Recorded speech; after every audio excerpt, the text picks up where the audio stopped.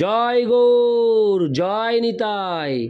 আজ 25শে অগ্রহায়ণ 1431 ও 11ই ডিসেম্বর 2024 বুধবার, একাদশী মোক্ষদা। এই মোক্ষদা একাদশীর দিন আমি শ্রী চৈতন্য চরিতামৃত পাঠ করছি।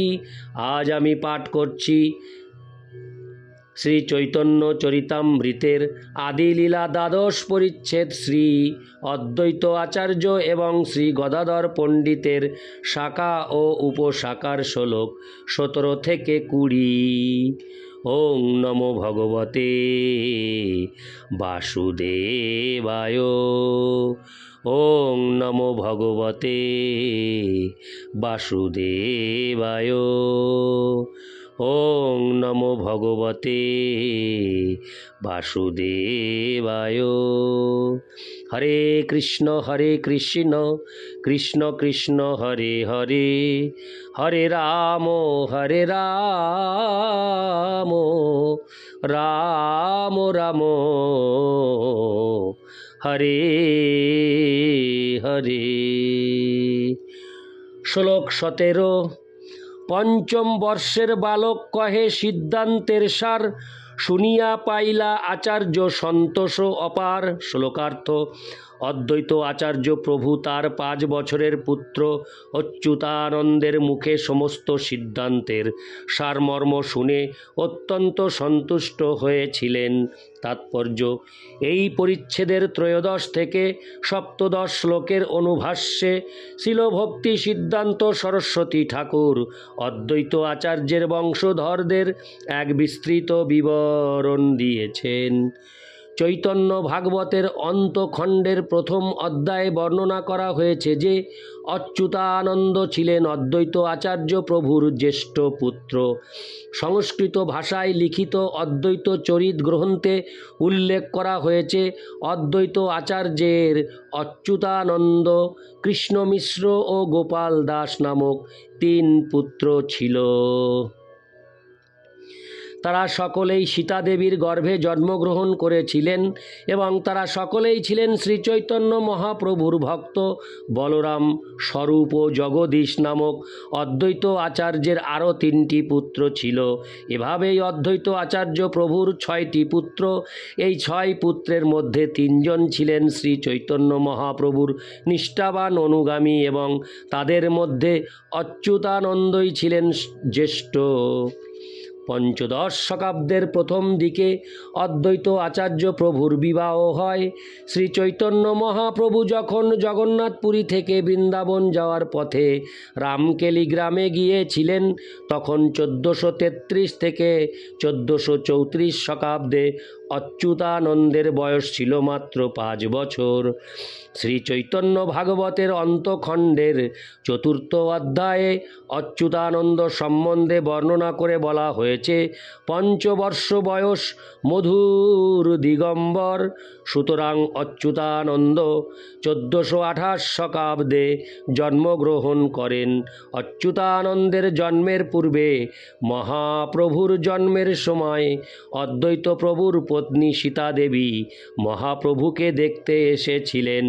সুতরাং 21 বছরের মধ্যে তার আরও 3টি পুত্র হওয়ার সম্ভাবনা নিছক কল্পনা নয়। নিত্যানন্দ দায়িনী নামক একটি অপ্রামাণিক পত্রিকায়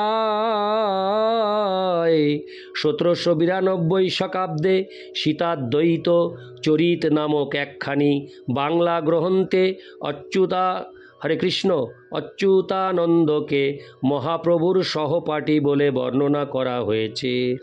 শ্রী চৈতন্য ভাগবতের বর্ণনা অনুসারে সেটি সম্পূর্ণ বাজে কথা। শ্রী চৈতন্য মহাপ্রভু যখন সন্ন্যাস গ্রহণ করে অদ্বৈত আচার্য প্রভুর গৃহে আসেন। হরে কৃষ্ণ। শ্রী চৈতন্য মহাপ্রভু যখন সন্ন্যাস গ্রহণ করে অদ্বৈত আচার্য প্রভুর গৃহে আসেন তখন 1431 শকাব্দ। সেই সময় অচ্যুতানন্দ 3 বছরের শিশু। শ্রী চৈতন্য ভাগবতে বর্ণনা করা হয়েছে যে অদ্বৈত আচার্য প্রভুর দিগম্বর শিশুপুত্র চৈতন্য মহাপ্রভুর শ্রীপাদপদ্মে এসে পতিত হয়।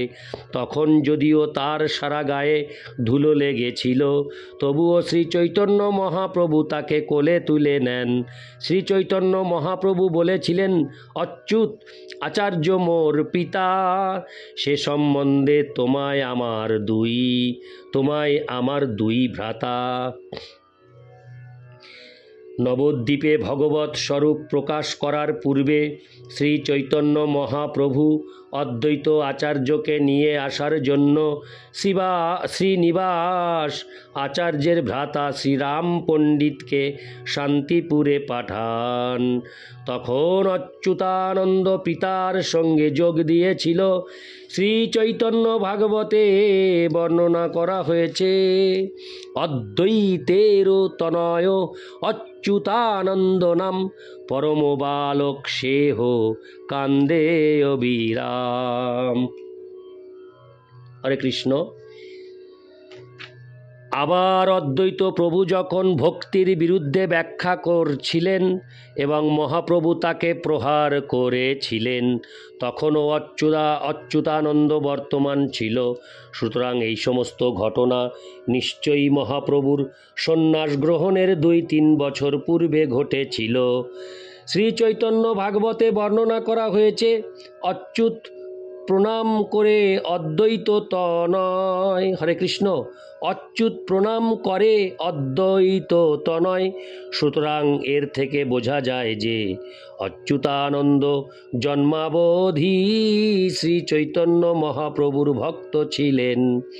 অচ্যুতানন্দ কখনো বিবাহ করেছিলেন এই রকম কোনো বর্ণনা কোথাও নেই। তাকে অদ্বৈত আচার্য প্রভুর সবচাইতে বড় শাখা বলে বর্ণনা করা হয়েছে।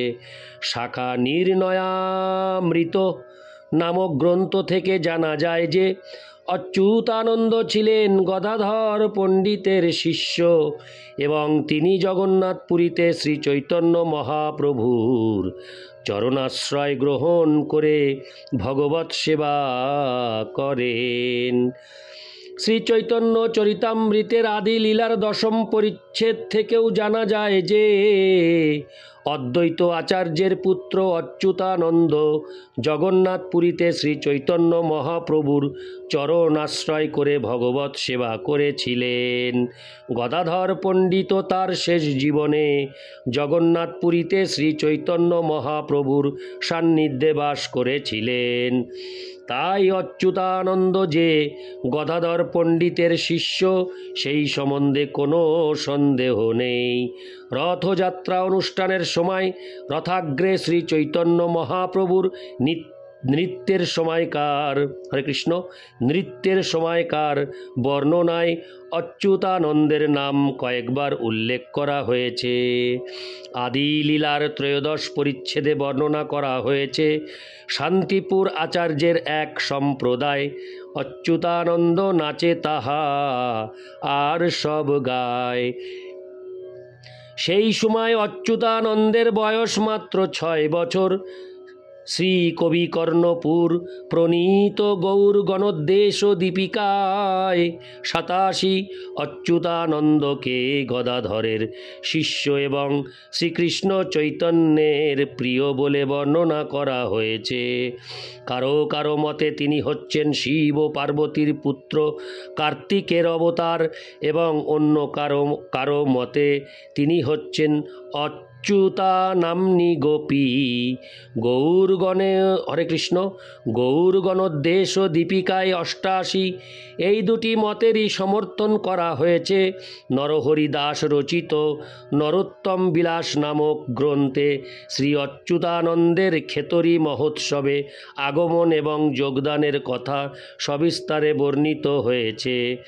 শ্রী নরহরি দাস বর্ণনা করেছেন যে শেষ জীবনে শ্রী অচ্যুতা অচ্যুতানন্দ শান্তিপুরে তার বাড়িতে বাস করতেন, কিন্তু শ্রী চৈতন্য মহাপ্রভুর প্রকটকালে তিনি গদাধর পণ্ডিত প্রভুর সঙ্গে জগন্নাথপুরীতে বাস করতেন। অদ্বৈত আচার্য প্রভুর 6 পুত্রের মধ্যে 3 জন অচ্যুতানন্দ, কৃষ্ণ মিশ্র ও গোপাল দাস শ্রী চৈতন্য মহাপ্রভুর সেবায় নিয়োজিত ছিলেন।